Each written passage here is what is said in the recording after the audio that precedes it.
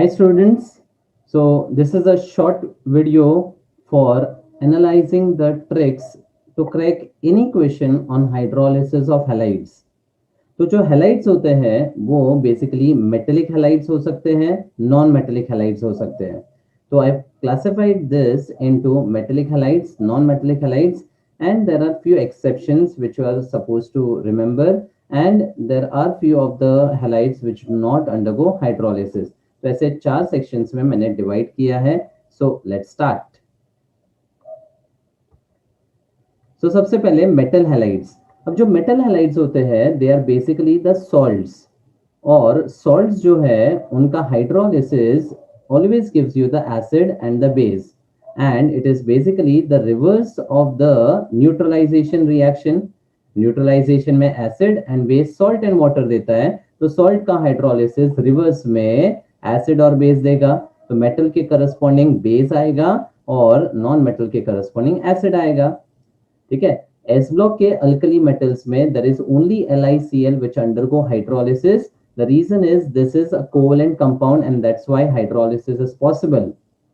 NaCl, KCl इनका hydrolysis नहीं होता है because they are ionic compounds, and the hydrolysis gives you the strong acid and strong base, मतलब solution neutral हो जाता है. There is no breakdown of water which actually happens in case of NaCl, hence we say it doesn't undergo hydrolysis.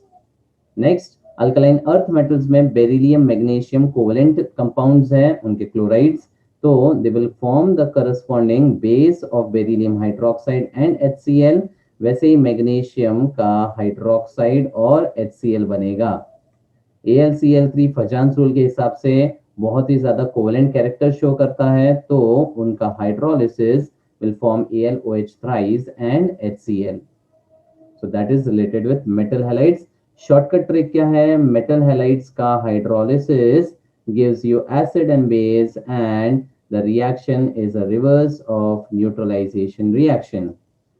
Non metal halides. Now non metal के halides जब hydrolyse करते हैं तो जो पॉजिटिव ऑक्सीडेशन स्टेट में non metal होता है that always gives the oxy acid in the same oxidation state. Oxy acid in the same oxidation state and it the corresponding hydrohalic acid. तो जो भी हैलाइड है उसका HX बनेगा और जो भी non metal positive oxidation state में उसका ऑक्सी एसिड बनेगा.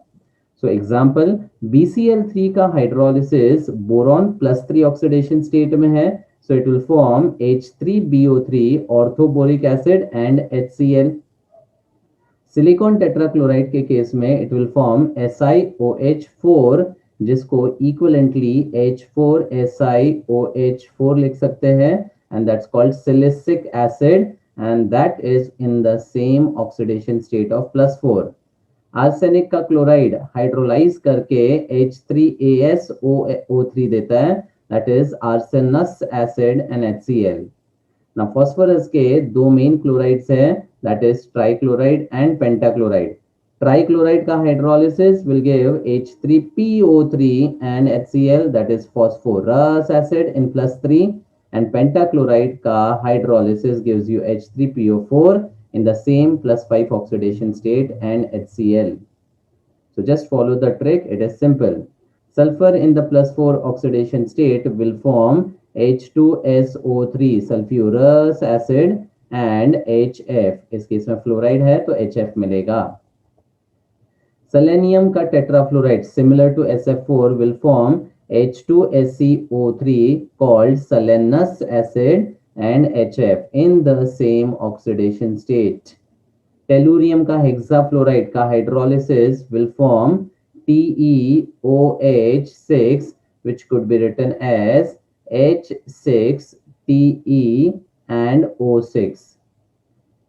ठीक है, and along with that HF बनेगा. अब these are the interhalogen compounds.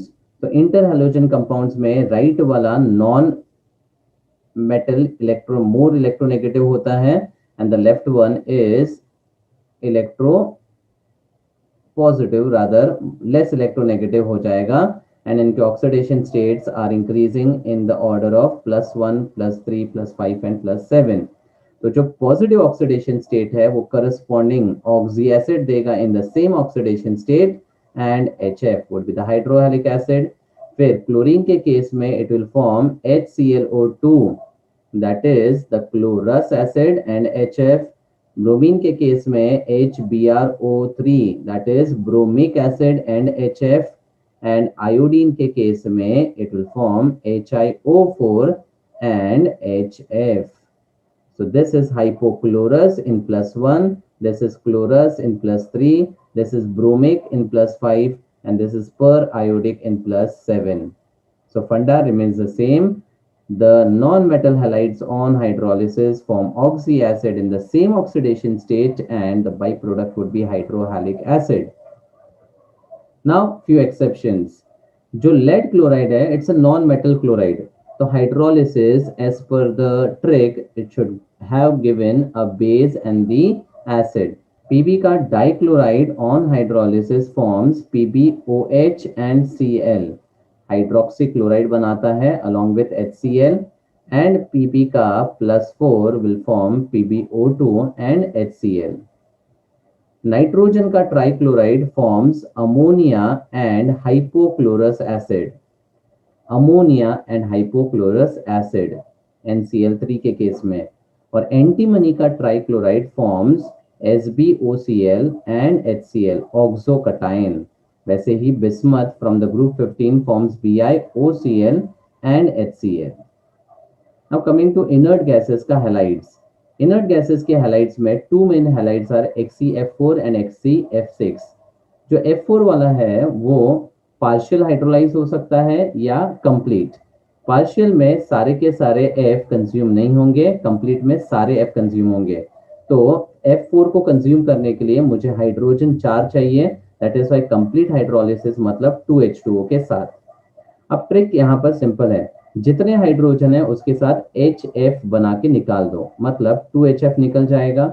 अब जो भी बचा वो आपका मेन प्रोडक्ट होगा, मतलब Xe बचा यहाँ से, O बचा वाटर में से, और F2 बचा F4 में से।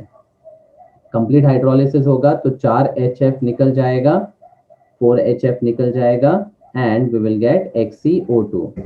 अब XeO2 जैसा कोई ऑक्साइड एग्जिस्ट नहीं करता है, तो +4 वाला जेनॉन जो है अब अंडरगो करता है डिसप्रपोर्शनेशन, और वो डिसप्रपोर्शनेशन अंडरगो करके 0 और +6 वाले स्टेट में डिसप्रपोर्शनेट होता है। तो कभी भी अगर कोई प्रोडक्ट एग्जिस्ट नहीं करता है तो उसके ऊपर वाला और नीचे वाले ऑक्सीडेशन स्टेट के थ्रू, डिसप्रपोर्शनेशन के थ्रू आपको प्रोडक्ट्स आइडेंटिफाई करने हैं। अब XeF6 में भी partial hydrolysis can be possible with 1H2O 2H2O, और कंप्लीट मतलब सारे के सारे F निकालने के लिए 3H2O, तो इसको बोलेंगे complete hydrolysis. Trick remains the same, जितने हाइड्रोजन है उसके साथ HF निकाल दो, मतलब 2HF यहाँ निकलेगा, 4HF सेकंड में निकलेगा, 6HF थर्ड में निकलेगा। अब जो भी बचता है वो आपका मेन प्रोडक्ट, तो Xe फिर वाटर में से O बचा और यहाँ से F4 बचा, this is the product. Next case में Xe, O में 2 बचेगा और यहाँ पर 4 जाने के बाद F2, XeO2 F2, और यहाँ पर सारे के सारे हाइड्रोजन निकल चुके हैं, फ्लोरीन में निकल चुका है, तो यहाँ ऑक्साइड बनेगा XeO3, that is xenon trioxide.